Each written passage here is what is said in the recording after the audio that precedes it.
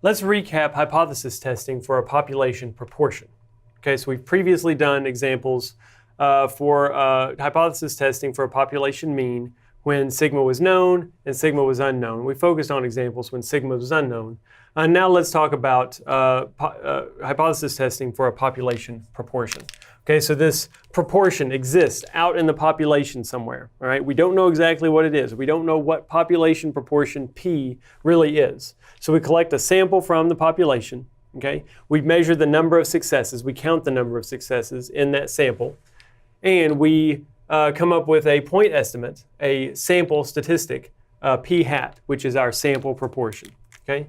And we might want to know some hypotheses. We might want to address some hypotheses about that population proportion P, this elusive population parameter that exists, and we're trying to figure out what it is. How might we be able to estimate this value of P, okay? And we could ask an equal to, not equal to kind of hypothesis, okay? That's a two-tailed test. We could ask a greater than, equal to, less than set of hypotheses, or a less than or equal to greater than set of hypotheses, okay? Some value, P0, P naught, okay? And so these pairs go together. We only have three options for any of these hypothesis tests, okay? This pair, or this pair, okay? We can't have anything else. And equality must always be in the null. That's true for a population mean, a population proportion, or a population variance. The equality statement must always be in the null statement, okay? And so we address this just like we addressed any other kind of problem. We know that for population proportions, we use a z distribution for our test statistic, okay? And there has to be a condition on this. That is, NP must be greater than or equal to 4, and n times 1 minus p must be greater than or equal to 4. That allows us to use this z distribution, okay? And the z statistic is this. How different is our our sample proportion? Let me write that out as well. Sorry, these should be hats.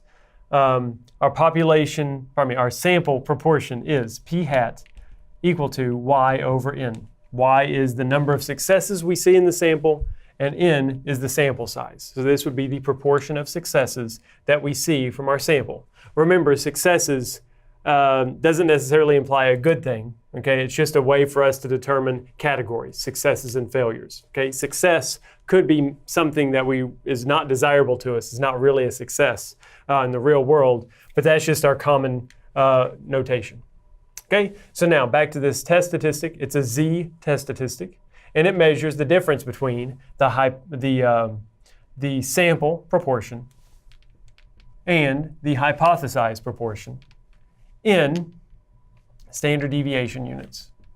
P hat times 1 minus p hat over n.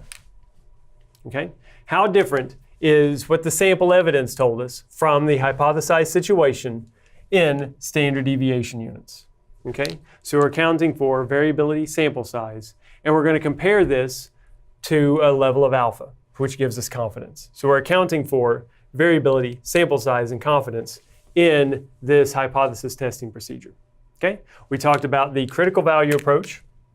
With the critical value approach, we have a z distribution, and let's just say we've got this situation. We've got a two-tailed test. Okay? We've got a level of alpha that we're interested in. So in a two-tailed test, alpha over 2 is in each tail. We find where our z statistic lies relative to these critical values that we find on the axis, okay?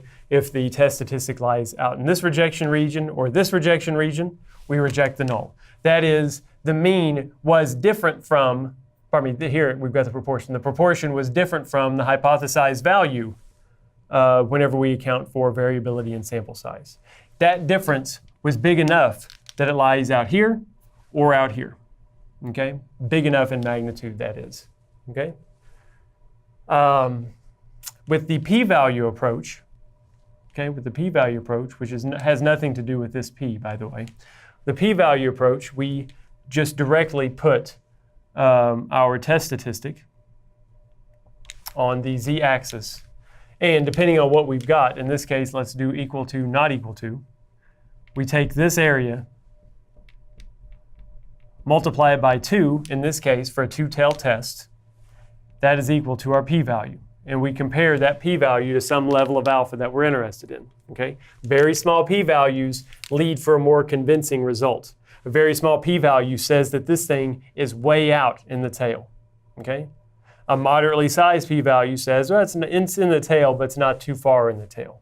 The farther in the tail, the more different these two values are. This tail or that tail. Okay? So just keep that in mind with all of these test statistics. The test statistics say how far is the evidence from the hypothesized value measured in standard deviation units. The more different these things are, the more likely the test statistic is going to lie in the tail, and we're going to reject the null hypothesis.